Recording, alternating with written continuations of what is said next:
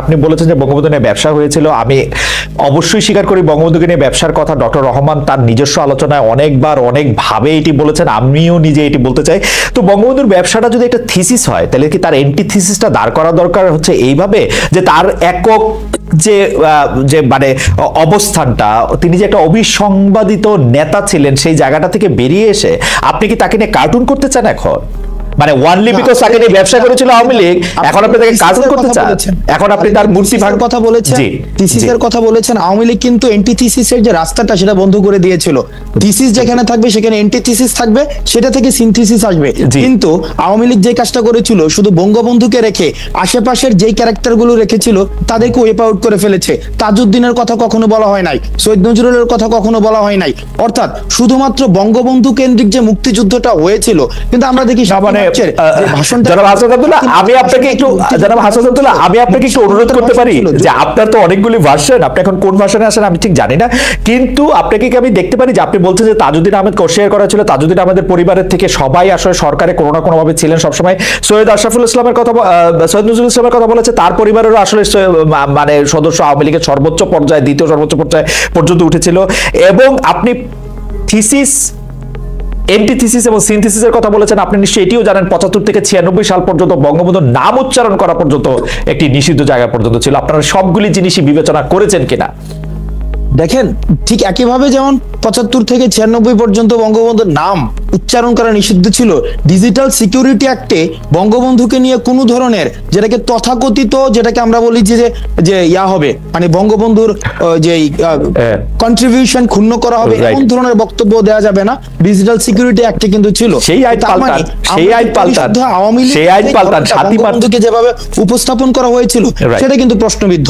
এখন ইতিহাস কিন্তু ম্যাথস না, ইতিহাস কোন এটার অবজেক্টিভ অ্যানালিসিসের জন্য ডোরটাকে ওপেন রাখতে হবে, এবং এটাকে আমরা কোনো ধরনের ম্যাথসের মতো কনক্লুশনে যেহেতু আসতে পারি না, বা এটার কোনো ধরনের সলিউশন নাই, সেটা সবার পলিটিক্যাল হিস্সা, সেটার হিস্টোরিক্যাল হিস্সা সবাইকে ইকুয়ালি দিতে হয়, যেই রাস্তাটা যেটা আওয়ামী লীগ নিজে বন্ধ করে দিয়েছে। এবং আমরা মনে করি আপনারা কি সেই রাস্তাটা খুলছেন নাকি সে বন্ধ রাস্তার পাশে? আচ্ছা, আপনারা কি সেই রাস্তা খুলছেন নাকি সে বন্ধ রাস্তার পাশে আরেকটা বন্ধ রাস্তা করছেন? দুটি না, আমরা কোনো বন্ধ রাস্তা করছি না। এখানে জাতির পিতা হিসাবে যেভাবে চাপিয়ে দেওয়া হয়েছে, যেটাকে পারিবারিক একটা টেন্ডার হিসাবে চালানো হয়েছে, পারিবারিক টেন্ডার, শেখ রাসেলের নামে জন্মদিন, এই যে পারিবারিক টেন্ডার চালানো হয়েছে, ফজলুদ্দিন নেসার নামে জন্মদিন, এভাবে একটা পরিবারের মধ্যে মুক্তিযুদ্ধটাকে কুক্ষিগত করা হয়েছিল। আমরা সেই ডোরটাকে ওপেন রাখছি, অর্থাৎ সবার যে ঐতিহাসিক হিস্সা সবাই ইকুয়াল প্রপোর্শনের ভিত্তিতে পাবে। আমরা সেই চর্চাটাকে আমরা করতে, মানে আপনি মনে করছেন যে বঙ্গবন্ধু এবং অন্যান্য আরো 4-5 জনের সমান হিস্সাই পাওয়া উচিত, মানে ইকুয়াল সবার, মানে everyone involved in the liberation war equal, মানে আপনি বঙ্গবন্ধুর ইকুয়াল আর কাকে 1971 সালে বাস্তবতা বঙ্গবন্ধুর ইকুয়াল আর কাকে মনে করেন যে তার সমান পাওয়া উচিত? দেখেন, এখন বঙ্গবন্ধুকে তো আপনি ক্রিটিসিজমের ঊর্ধ্বে রাখতে পারেন। না, আমি ক্রিটিসিজমের ঊর্ধ্বে রাখতে চাই না। দাদা আব্দুল্লাহ, আপনি আমাকে ভুল বুঝবেন না, আমি ক্রিটিসিজমের ঊর্ধ্বে রাখতে চাই না। আমি শুধু জানতে চাই যে 1971 সালে পাটাতনে দাঁড়িয়ে আপনি বঙ্গবন্ধুর ইকুয়াল পজিশনে কাকে রাখতে পারবেন। ডক্টর জাহেদ একটু উসখুস করছেন, আমরা ডক্টর রহমানকে শুনবো, কারণ উনি সবচেয়ে মানে মোক্ষম যুক্তিগুলি নিশ্চয়ই নিজের মনে আলোচনা করেন। আপনার কাছে একটু শুনতে চাই যে 71 পাটাতনে দাঁড়িয়ে আপনি কাকে আপনি ইকুয়াল মনে করেন? ইকুয়াল এখানে দেখেন, ব্যাকস্টেজে যাদেরকে আওয়ামী লীগ ফেলে দিয়েছিল, অর্থাৎ কাল্ট ফিগার, শেখ মুজিবকে যেভাবে কাল্ট ফিগার বানানো হয়েছিল, অন্যান্য আশেপাশের ফিগার গুলোকে একদম উইপ আউট করে, আমরা চাই প্রত্যেকেই এই হিস্ট্রিতে প্রপার ভাবে চর্চিত হোক, সবাইকে নিয়ে আলোচনা করা হোক, সবার যেই রাজনৈতিক হিস্সা, ঐতিহাসিক হিস্সা, তাকে সেভাবে বুঝে দেওয়া হোক। আমরা তাজউদ্দিন আহমেদের কথা আমরা বলতে পারি, সৈয়দ নজরুলের কথা আমরা বলতে পারি, আমরা ভাসানীকে নিয়েও কিন্তু আমরা চর্চা করতে সেভাবে দেখি নাই। আমরা যদি দেখেন গত 16 বছরে শুধুমাত্র বঙ্গবন্ধু এটাকে আমরা গতকাল একটা বক্তব্য দেখেছি, বঙ্গবন্ধুকে নিয়ে চর্চা করা নাকি একটা সওয়াবের সমপর্যায় পর্যন্ত হয়েছে। আমরা মনে করি যে ব্যক্তিকে নিয়ে ক্রিটিসিজম না থাকবে, সে ব্যক্তির বৃদ্ধি প্রসার কোনোটাই থাকে না। অতি কথন তো একটা আছে। জনাব হাসান আব্দুল্লাহ, আপনাকে ধন্যবাদ। আমরা ডক্টর জাহিদুর রহমানের টেক শুনবো, মানে আমাদের অনুষ্ঠানে জাহেদ টেক শুনবো। ডক্টর রহমান, ধন্যবাদ। আমি জাতির পিতা ইস্যুতে আসি। আমি একটু অন্য দু একটা, অন্তত আমাদের এখানে প্রচুর আলোচিত হচ্ছে, এবং যে উপদেষ্টা আমাদের মিস্টার নাহিদ যে কথাটা বলেছেন, আমাদের ফাউন্ডিং ফাদার্স আছে, এই কথাটা আমি বহুদিন থেকে নিজেও বলছি, বহু বছর থেকে বলছি আমি আরেকটা প্রশ্নের একটা জবাব দিয়ে দিতে চাই। আমি আমার ব্যক্তিগত দৃষ্টিভঙ্গির কথা বলছি। আমাদের মুক্তিযুদ্ধের ইতিহাসে এবং স্বাধীনতার ইতিহাসে সবচেয়ে বড় নাম কে এবং তার সমান কেউ আছে কিনা? আমি মনে করি সবচেয়ে বড় নাম শেখ মুজিবুর রহমান, এবং ওনার সমান কেউ আছে বলে আমি মনে করি না। এটা একদম ক্লিয়ার জবাব। কিন্তু এরপর যে কতগুলো কথা বলতে চাই, আমেরিকাতে শেখ মুজিবুর রহমান বাংলাদেশের জন্য, আমি সরি, আমি কিন্তু উনি না, আমি কাউকে তার খেতাব দিয়ে ডাকতে পছন্দ করি না। আমি অগ্নিকন্যা বলি না, আমি বঙ্গতাজও বলি না। সো এটাকে একটু অন্যভাবে না দেখাই উচিত হবে। তো আমরা বরং শেখ সাহেব, মুজিবর, এগুলো আমাদের অনেক কাছের শব্দ ছিল এক সময়, এটাই থাকা উচিত। তো যেটা বলছিলাম, উনি যা করেছেন তার চাইতে সম্ভবত, if I am not wrong, মানে বেশি না হলে সমান না, বরং কিছুটা বেশি হয়তো করেছিলেন জর্জ ওয়াশিংটন আমেরিকার জন্য। উনি মানুষকে অর্গানাইজ করার কাজ তো করেছিলেনই, তিনি যুদ্ধে নেতৃত্ব দিয়েছেন বহু জায়গায়। কিন্তু খেয়াল করবো আমরা, আমেরিকাতে শেষ পর্যন্ত এটাও ডিবেট আছে, আমেরিকার ফাউন্ডিং ফাদার কতজন, 7 জন না 10 জন নাকি আরো বেশি? তাদের সেই বিখ্যাত 3টা চুক্তিতে যতজন সাইন করেছেন, কাজ করেছেন, সেই সংখ্যাও ধরার একটা টেন্ডেন্সি আছে ফাউন্ডিং ফাদার্স হিসেবে। সো এই ডিবেট শেষ হয় নাই। ওয়াশিংটনকে ফাদার অফ হিজ কান্ট্রি এরকম বলার একটা চর্চাও আছে, অনেকেই সেটা মানেন, আবার অনেকে মানেন না, which is very interesting. So ইতিহাসে কোন মানুষটাকে আমরা কতটুকু দেখব, কিভাবে দেখব, তাকে ফাদার অফ দ্য নেশন বলবো কিনা? খেয়াল করি, Washington father of the country, father of his country, কথাটা এভাবে বলা হয়। কিন্তু আমাদের নেশনের ফাদার উনি, এবং সেটা কোন নেশন? এটা কি বাঙালি নেশন? কারণ ওনারা বাঙালি জাতীয়তাবাদের কথা বলছেন। তো বাঙালি জাতি আরো বহু বহু পুরনো জাতি। আর যদি উনি বাঙালি জাতির পিতা হয়ে থাকেন, তাহলে কতগুলো প্রশ্ন তৈরি হয় যে আমাদের এই ভূমিতে তো সবাই বাঙালি না, এর মধ্যে অবাঙালি মানুষ আছেন, সংখ্যা যতই হোক না কেন।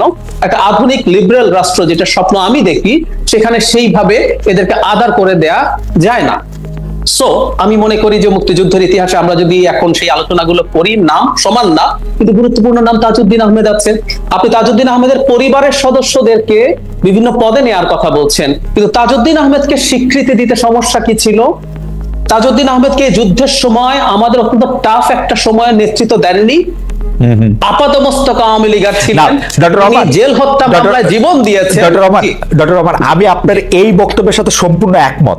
মানে আমার এই কথা বলতেও আমার কোনো আপত্তি নাই। আপনি যদি দুর্নীতির কথা দিয়ে বলেন, ক্ষমতার কুক্ষিগত করার কথা দিয়ে বলেন, এমনকি স্তুতিও কুক্ষিগত করার ক্ষেত্রে শেখ হাসিনার জুরি বাংলাদেশে মেলা ভার, এটাই ঐতিহাসিকভাবে এটা অসম্ভব। কিন্তু আমি 1971 সালের পাটাতনে দাঁড়িয়ে আমি জর্জ ওয়াশিংটনের সাথে তুলনাটা যদি ডক্টর রহমান আপনি সবচেয়ে ভালো করতে পারবেন, হয়তো হাইন্ডসাইট আমরা যদি দেখি, জর্জ ওয়াশিংটন না থাকলেও হয়তো ব্রিটিশদের বিরুদ্ধে সেই উপনিবেশিকতা বিরোধী আন্দোলন হতো। কিন্তু শেখ মুজিবুর রহমানকে বাদ দিয়ে কি আসলে 1971 মুক্তিযুদ্ধ কোনো কিছু আসলে চিন্তা করা যায় কিনা, শেখ মুজিবুরকে রিপ্লেস করে কি এটা আর কখনো চিন্তা করা যায় কিনা, আমি ওই জায়গাটা থেকে দেখতে বলতেছি। মানে ব্যাপারটা তো আসলে ইতিহাসের পাকে চক্রেই একটা একক লোকের উপর এটা দায়টা বর্তাইছিল কিনা, সেইটা আমি দেখতে চাইতেছি। পরে সেটা এক্সিকিউশন ওয়াইজ তাজউদ্দিন সাহেব ভালো করেছে, সৈয়দ নজরুল ভালো করেছে, সে ঠিক আছে। জি না, খালিদ ভাই, আমি কিন্তু আপনাকে এই কথা শুরুতে খুব স্পষ্ট ভাবে বলেছি। আমাকে যদি হিস্ট্রি যতটুকু আমি বোঝার চেষ্টা করেছি, জানার চেষ্টা করেছি, এখানে একটু বলে রাখা ভালো, অবজেক্টিভ হিস্ট্রি বলেও আসলে কিছু নাই। অবজেক্টিভ হিস্ট্রি আসলে কল্পনাতেই বসবাস করে। আমরা যা জানি কতগুলো সাবজেক্টিভ হিস্ট্রি, এর ভিত্তিতেও আমি বিভিন্ন দিক থেকে যখন বোঝার চেষ্টা করেছি, আমি সত্যিই মনে করি উনি সবচেয়ে বড় নাম। কিন্তু আমি প্রায় একটা কথা বলছি, এই ন্যারো ডাউন করার চাইতে আমাদের এই জাতির এই লড়াইয়ে দীর্ঘ সময় যারা তাদের জায়গা থেকে লড়াই করেছেন, মাওলানা ভাসানীর একটা দীর্ঘ লড়াই আছে। আমরা সময় নাই, উনি কি কি করেছেন অনেকেই জানেন, আমিও আমার যতদূর জানি বলতে পারবো। এরকম করে সিরাজুল আলম খানের গুরুত্বপূর্ণ রোল আছে এই মুভমেন্টে। ইভেন আমাদের 2 ছাত্র নেতা 7ই মার্চের ভাষণের আগে একজন ইশতেহার পাঠ করছেন, আর একজন পতাকা উত্তোলন করছেন, মানে কি সব দুঃসাহসী কাজ করছেন। এইরকম আরো অনেকজন মানুষ আছে যাদেরকে আমার মনে হয় একত্র করে, এবং আপনি যদি আমাকে ব্যক্তিগত মতামত দিতে বলেন এর মধ্যে কোন নামটা সবচেয়ে বড়, এটা আনডাউটেডলি আমার বিচার এটা শেখ মুজিবুর রহমান। এবং আমি এটুকু যোগও করতে চাই, আমি ইতিহাস যতদূর পড়েছি আমি ওইভাবে দেখিনি। আসলে আমার পারসেপশন হচ্ছে এই ভূমির স্বাধীনতা উনি চেয়েছেন আমি মনে করি না। কিন্তু যখন যুদ্ধ শুরু হয়ে গেল, এই জাতি, এই মুক্তিযোদ্ধারা এই যুদ্ধে নেমে গেছেন শেখ মুজিবুর রহমানকে নেতা মেনে। এটার জন্য জেনুইন ডকুমেন্টও আছে। আমরা অনেকগুলো ডকুমেন্টারিতে রিয়েল ফুটেজ দেখেছি যেখানে মুক্তিযোদ্ধারা অ্যাকশনে যাওয়ার আগে, অভিযানে যাওয়ার আগে তোমার নেতা আমার নেতা শেখ মুজিব স্লোগান দিচ্ছেন। সুতরাং এই যুদ্ধটা তার নামে হয়েছে, তিনি প্রধান ব্যক্তিত্ব, নিয়ে কোনো কনফিউশনের কিছু নাই। কিন্তু উনি যদি না থাকতেন, আমরা 71 সালে স্বাধীন নাও যদি হতাম, আমাদের স্বাধীনতা যে আর হতো না, আমি সেটা বিশ্বাস করি না। Okay. ওয়াশিংটনের রোল, আমি আবারও বলছি, ওয়াশিংটনও যদি না থাকতেন, আমিও একইভাবে মনে করি না যে সেই সময় না হয়ে এটা আরো পরে হতো। So, একইভাবে হতে পারতো। শেখ মুজিবুর রহমান 66 থেকে বিশেষ করে 6 দফার পর থেকে যেভাবে অবিসংবাদিত নেতায় পরিণত হয়েছিলেন, যেভাবে তিনি মানুষকে মোটামুটি তার সেই বিখ্যাত তর্জনী দিয়ে, মানুষকে দিয়ে অনেক কিছু, he became A cult. So এটা আমাদের ফ্যাসিলিটেট করেছে এবং 71-এ আমাদের স্বাধীন হওয়া হয়েছে।